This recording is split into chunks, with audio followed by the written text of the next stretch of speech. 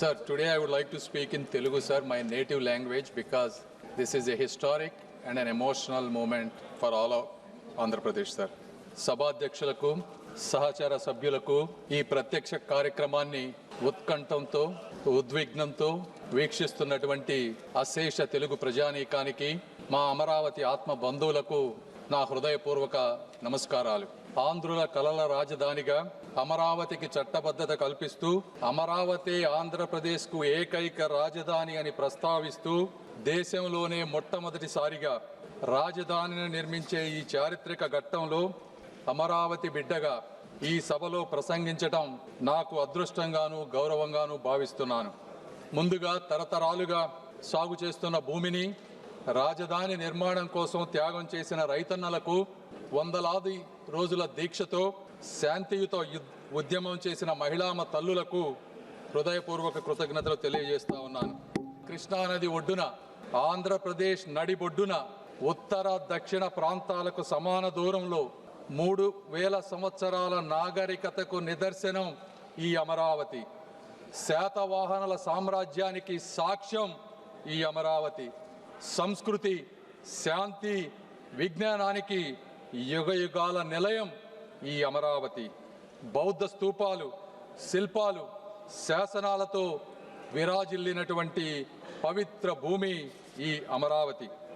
అలాంటి అద్భుతమైన ప్రాంతాన్ని ఒక్క రూపాయి ఖర్చు లేకుండా, ప్రపంచంలో ఎక్కడా జరగని విధంగా, ఎవరిని నొప్పించకుండా, ఎవరిని కదిలించకుండా 60 రోజులలో 29,000 రైతుల స్వచ్ఛంద భాగస్వామ్యంతో 34,000 ఎకరాల భూమిని సేకరించి అమరావతి అభివృద్ధికి అంకురార్పణ చేసినటువంటి శక్తి, వ్యక్తి, నమ్మకం మా ముఖ్యమంత్రి శ్రీ గౌరవ నారా చంద్రబాబు నాయుడు గారు. సార్, ఈ నమ్మకం ఒక్క రోజుతో వచ్చినటువంటి నమ్మకం కాదు. 40 సంవత్సరాలుగా ఒక సుదీర్ఘ రాజకీయ ప్రయాణంలో ఇటుక పేర్చుకుంటూ పొద్దున లెగిసిన దగ్గర నుంచి పండుకునే వరకు ప్రజా సంక్షేమమే పరమావధిగా తన పూర్తి జీవితాన్ని త్యాగం చేసినటువంటి ఒక వ్యక్తిపై ఉన్నటువంటి నమ్మకమే ఈ అమరావతి సార్. ఆ వ్యక్తిని నమ్మి, రాష్ట్ర హామీని నమ్మి ప్రపంచ స్థాయి రాజధాని వస్తుందని తమ పూర్వీకుల జీవనాధారాన్ని అక్కడ రైతులు వదులుకున్నారు సార్.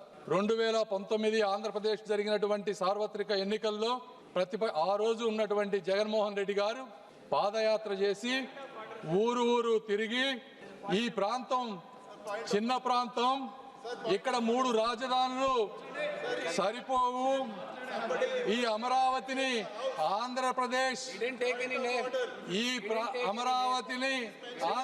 లో ఇంకా అద్భుతంగా ముందుకు తీసుకువెళ్తానని చెప్పి అధికారంలోకి వచ్చారు సార్. అయితే అలాంటి మహాయజ్ఞాన్ని అధికారంలోకి వచ్చిన తరువాత అధికార వికేంద్రీకరణ పేరుతో 3 ముక్కల రాజధాని అనే పేరుతో ప్రజలను మభ్యపెట్టి 5 సంవత్సరాల అమూల్యమైనటువంటి కాలాన్ని, ఆంధ్ర ప్రజల భవిష్యత్తుని కూడా వృధా చేశారు సార్.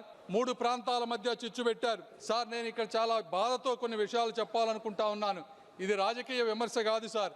29,000 మంది రైతులకు జరిగినటువంటి అన్యాయం, అవమానం గురించి మాట్లాడాలి సార్. ఆ రైతులని పెయిడ్ ఆర్టిస్టులని పిలిచారు సార్. ఈ సభలో ప్రస్తావించలేని వ్యాఖ్యలతో మహిళలను ఇబ్బందులకు గురి చేశారు. వారిని చూసి నవ్వారు. అమరావతిని మర్చిపోమ్మన్నారు. 30-40 సంవత్సరాలు తన భూమిలో పంటలు పండించిన రైతులు వారి గ్రామాల్లో తిరగటానికి ఐడి కార్డులు చూపించమన్నారు సార్. 144 సెక్షన్ అమలు చేసి వారి స్వేచ్ఛను అడ్డుకున్నారు సార్. ఈ బాధ ఇక్కడితో ఆగలేదు. న్యాయస్థానం నుండి దేవస్థానం వరకు 45 రోజులు మహాపాదయాత్రలో రైతులను అమానుషమైనటువంటి హింసకు గురి చేశారు. మేకులతో ఉన్నటువంటి లాఠీలతో వారిని కొట్టారు సార్. గర్భిణీ మహిళలపై బూట్ల కాళ్లతో తన్నారు. ఆఖరికి మహిళా దినోత్సవం రోజున ఆలయానికి వెళ్ళినటువంటి మహిళలపై కూడా దాడి చేశారు సార్. వారి భోజనంలో ఇసుక వేశారు. అయినా కూడా వారు ఎక్కడా కూడా వెనకడుగు వేయలేదు. రోడ్లను శుభ్రం చేసి వీధుల్లోనే భోజనం చేశారు సార్. ఆఖరికి ప్రశ్నించిన మీడియాని కూడా వారిపై కేసులు పెట్టారు.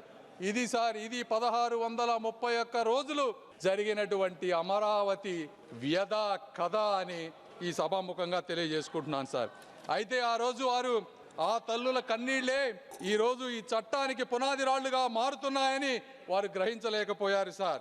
ఈ వైఎస్ఆర్సీపీ ప్రభుత్వాన్ని కానీ అప్పటి ముఖ్యమంత్రి గారిని కానీ ఈ చరిత్ర ఎప్పటికీ మర్చిపోదు సార్. ఈరోజు ఒక రాష్ట్రం అభివృద్ధి చెందాలంటే రాజధాని అత్యంత కీలకమైన పాత్ర పోషిస్తుంది సార్. కర్ణాటక ప్రాంతంలో బెంగళూరు అనేది 50% ఆర్థిక వాటాను, తమిళనాడులో చెన్నై 40% ఆర్థిక వాటాను, తెలంగాణలో హైదరాబాద్ 55% ఆర్థిక వాటాను అందిస్తూ కీలకమైనటువంటి పాత్ర పోషిస్తూ ఉన్నారు సార్. అదే ఆంధ్రప్రదేశ్కు మీ రాజధాని ఏది అంటే చెప్పుకోలేని అవమానంతో గత ప్రభుత్వంలో ఆంధ్రుల ప్రజలు జీవించారు సార్. ఇప్పుడు నిర్మించబోయేటువంటి అమరావతి ఆంధ్రప్రదేశ్ ఆర్థిక వ్యవస్థకు ప్రధాన కేంద్రంగా రూపుదిద్దుకొని రాష్ట్ర అభివృద్ధికి ఒక గ్రోత్ ఇంజిన్ గా కూడా మారబోతోంది సార్. సాధారణంగా అభివృద్ధి అంటే భూసేకరణ పరిహారం మాత్రమే. एक मिनट भानुमति, आप भी ध्यान रखना, जो सदन के सदस्य नहीं हो तो आप पूर्व के विषय को नाम मत लो और रख दो. आप भी मत लेना, ये भी नहीं लेंगे. चलिए. సార్, కానీ ఆర్థిక వ్యవస్థలో మొట్టమొదటిసారిగా ఒక పేద రైతుని భాగస్వామ్యం చేసి ఆర్థిక అభివృద్ధిలో వారిని కూడా ముందుకు తీసుకువెళ్లేటువంటి మార్గం ఈ అమరావతి దేశానికి చూపించింది సార్. 2014 ఆర్థిక ఆంధ్రప్రదేశ్ పునర్వ్యవస్థీకరణ చట్టం ఆ రోజు రాష్ట్రానికి ఒకే రాజధాని ఉండాలని నిర్దేశించింది సార్. అయితే ఆ సమయంలో ఆ రాజధాని ప్రాంత పేర్కొనకపోవటం వల్ల చట్టపరమైనటువంటి అనిస్థితి రాష్ట్రంలో రాజకీయ అస్థిరతకు దారితీసింది. ఈ విషయంపై హైకోర్టుకి రాజధాని రైతులు వెళ్ళినప్పుడు 2022లో ఆ రోజు ఉన్నటువంటి ఫుల్ బెంచ్ ఒక స్పష్టమైన తీర్పునిచ్చింది. రాష్ట్ర రాజధాని నిర్ణయించటం లేదా మార్చటం వంటి అధికారాలు రాష్ట్ర అసెంబ్లీ పరిధిలోకి రావని, ఆ అధికారం కేవలం పార్లమెంటుకు మాత్రమే ఉందని స్పష్టం చేసింది. దాని ఆధారంగా ఆంధ్రప్రదేశ్ కేబినెట్ ఆంధ్రప్రదేశ్ రాష్ట్ర రాజధాని అమరావతి అనే ఏకంగా తీర్మానం చేసింది. అధ్యక్ష, పెట్టుబడి మరియు అభివృద్ధి అనేది ఒక కీలకమైన అంశంపై ఆధారపడి ఉంటాయి. సర్టనిటీ, స్టెబిలిటీ అనేది కావాలి. పెట్టుబడిదారులు గందరగోళంలో పెట్టుబడి పెట్టరు. బ్యాంకులు, అంతర్జాతీయ సంస్థలు రాజకీయ అస్థిరత్వానికి రుణాలు ఇవ్వవు సార్. ఈరోజు దాదాపు 56,000 కోట్ల రూపాయలతో 91 అత్యంత ముఖ్యమైన మౌలికమైన ప్రాజెక్టులు అమరావతి నిర్మాణంలో జరుగుతూ ఉన్నాయి సార్. హడ్కోలో 11,000 కోట్ల రూపాయల రుణం, ప్రపంచ బ్యాంకు, ఏడీబీ, కేంద్ర ప్రభుత్వం కలిపి 15,000 కోట్ల రూపాయల సహాయాన్ని ఈరోజు అందిస్తూ ఉన్నాయి సార్. అదేవిధంగా క్వాంటమ్ వ్యాలీతో చరిత్రకు అమరావతి స్వాగతం పలుకుతుంది సార్. ఇవన్నీ జరిగినప్పటికీ అందరి మనసులో ఒకే ఒక ప్రశ్న, అమరావతి శాశ్వత రాజధానిగా ఉంటుందా అనేది ఉండేది సార్. అయితే ఈ చట్ట సవరణతో ఆ అనిశ్చితి తగ్గి అభివృద్ధి వేగం జరగబోతా ఉంది. రాజధానులు అనేది ఎన్నికల కోసం కాదు సార్, తరతరాల కోసం నిర్మించబడతాయి. ప్రభుత్వాలు మారినా కూడా విధానాలు ఏకపక్షంగా మారకూడదు. ఈ విధంగా ప్రభుత్వాలు ముందుకు వెళ్ళినప్పుడు మాత్రమే ప్రజల పట్ల కానీ, పార్లమెంటు పట్ల కానీ, ప్రజాప్రతినిధుల పట్ల కానీ ఒక విశ్వాసం వస్తుంది. కాబట్టి ఈ కార్యక్రమాన్ని ఈ విధంగా ముందుకు తీసుకువెళ్తూ ఈరోజు ఈ కార్యక్రమానికి వచ్చిన విధంగా నేను అనేక మంది వ్యక్తులకు కృతజ్ఞతలు తెలపాలి సార్. మొట్టమొదటిసారిగా గౌరవ ప్రధానమంత్రి నరేంద్ర మోదీ గారికి ఆంధ్రప్రదేశ్ రాజధానికి కేంద్ర మద్దతు ఇవ్వాలన్న ఆయన హామీపై ఆంధ్రప్రదేశ్ ప్రజలకు అచంచలమైనటువంటి విశ్వాసం ఉంది. మోదీ గారు ఇచ్చిన మాట నిలబెడతారని గత 12 సంవత్సరాలుగా ఎన్నోసార్లు నిరూపించబడింది. అదే ఈరోజు ఆ విశ్వాసం మరొక్కసారి రుజువైంది సార్. రెండవది, మా ముఖ్యమంత్రి గారు శ్రీ నారా చంద్రబాబు నాయుడు గారు అమరావతి ఆయన ఆశయం, ఆయన కళ, ఆయన ధ్యేయం. రాష్ట్ర అభివృద్ధిలో రైతులను భాగస్వాములుగా మార్చిన ఆయన దూరదృష్టి చరిత్రలో నిలిచిపోతుంది. ల్యాండ్ పూలింగ్ విధానం, ప్రపంచ స్థాయి ప్రణాళిక, ఇవన్నీ వారి నాయకత్వానికి నిదర్శనం సార్.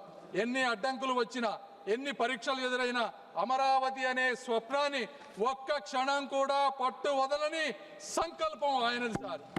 మూడవ వ్యక్తి శ్రీ పవన్ కళ్యాణ్ గారు తన గళంతో, తన శక్తితో ప్రజా ఉద్యమ స్ఫూర్తిని నింపి కూటమి ఐక్యతకు, తెలుగు ప్రజల అభివృద్ధికి కంకణబద్ధుడైనటువంటి నాయకుడు శ్రీ పవన్ కళ్యాణ్ గారు సార్. ఈ ముగ్గురి కలయిక అమరావతి ఆశయానికి ఒక శక్తి, తెలుగు వారి భవిష్యత్తుకు ఒక భరోసా సార్. మరొక ముఖ్యమైనటువంటి ఇద్దరు వ్యక్తులు అమిత్ షా గారికి, అదేవిధంగా వెనక ఉండి ముందుకు నడిపిస్తున్నటువంటి మా యువ నాయకులు నారా లోకేష్ గారికి కూడా కృతజ్ఞతలు సార్. ఇందులో ఇంకొక వ్యక్తిని కూడా మనం ప్రస్తావించాలి సార్. అమరావతిని అణిచివేయాలని, ఆపివేయాలని ఆయన చేసినటువంటి ప్రయత్నం సామాన్యమైనది కాదు సార్. జేసీబీలతో, జైళ్లతో భయపెట్టి కూల్చివేతలు సాగించి ఆయన చేసిన రాజకీయ విధ్వంసం కూడా ఒక చరిత్రే సార్. ఆయన అణిచివేత వల్లే ఈరోజు రైతుల గుండెల్లో అమరావతి ఒక ఉద్యమ అగ్నిగా రగులుతా ఉంది. ఆయన చేసిన అడ్డంకుల వల్లే ఈ రాజధాని ప్రాముఖ్యత దేశమంతా కూడా మారుమోగిపోయింది. ఆయన సృష్టించిన అస్థిరత వల్లే నేడు పార్లమెంటు సాక్షిగా అమరావతికి తిరుగులేని చట్టబద్ధత కల్పించాల్సిన అవసరం కూడా ఏర్పడించింది. వారు సృష్టించిన అడ్డంకులే ఈ అమరావతి పురోగతికి పునాదులయ్యాయి సార్. ఆఖరిగా పొట్టి శ్రీరాములు త్యాగంతో పుట్టినటువంటి రాష్ట్రం మా ఆంధ్ర రాష్ట్రం సార్. రైతుల త్యాగంతో రూపుదిద్దుకుంటున్నటువంటి రాజధాని మా అమరావతి సార్.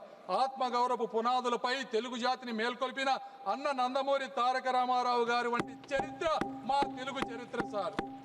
ఆంధ్రులు ఎక్కడ ఉన్నా కూడా అక్కడ అభివృద్ధి వికసిస్తుంది. తమిళనాడు నుంచి విడిపోయి కర్నూలు వెళ్ళినప్పుడు ఆ రోజున హైదరాబాద్ని కామన్ క్యాపిటల్గా అందరం డెవలప్ చేసుకుంటామంటే అక్కడికి వెళ్ళి ఆ నగరాన్ని ప్రపంచ పటంలో నిలపడంలో తెలుగువారు ఒక ముఖ్యమైనటువంటి పాత్ర పోషించారు సార్. చెన్నైలో పరిశ్రమలకు బలం తెలుగువారు ఇచ్చారు. బెంగళూరు, పూణేల్లో సాంకేతిక విప్లవానికి తెలుగువారు ముద్ర వేశారు. ఆఖరికి అమెరికాలో కూడా అభివృద్ధికి తెలుగువారు తోడ్పడుతూ ఉన్నారు సార్. చరిత్రలో ఇదే సంకల్పం, ఇదే ఐక్యత, ఇదే ప్రగతి పదం కూడా అమరావతి నిర్మాణానికి ఒక పునాది కాబోతా ఉంది సార్. ఆ రోజుల్లో పొట్టి శ్రీరాములు గారు 58 రోజులతో దీక్ష చేసి ఆంధ్ర రాష్ట్రాన్ని ఏర్పరిచిన, అదేవిధంగా 1631 రోజులు ఈరోజు రైతులు రోడ్డెక్కి నిరాహార దీక్ష చేసిన తిరిగి లేచి నిర్మించగలిగే జాతి తెలుగు జాతి సార్. కాబట్టి ఇలాంటి చారిత్రక ఘట్టానికి, చట్టానికి మద్దతు తెలుపుతూ అమరావతి నిర్మాణంలో భాగస్వాములైనటువంటి ప్రతి ఒక్కరికి కూడా శిరస్సు వంచి నమస్కరిస్తూ I earnestly request that this bill be passed unanimously and with one voice.